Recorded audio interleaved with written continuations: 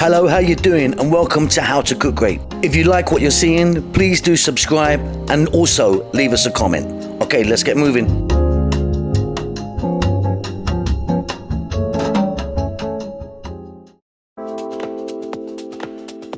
So this might sound like a strange combination, but once you try it, I'm sure you're gonna love it.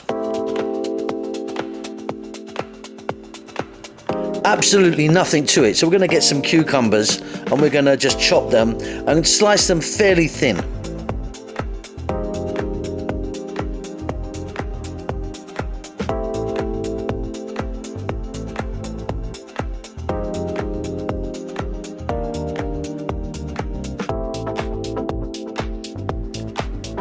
And then in a mixing bowl, I'm going to add about half a cup of white vinegar.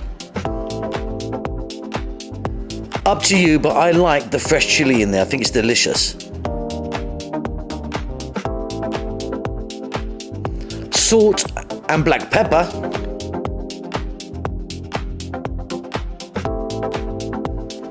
I've got some red onion here. Again, I've cut this really thin.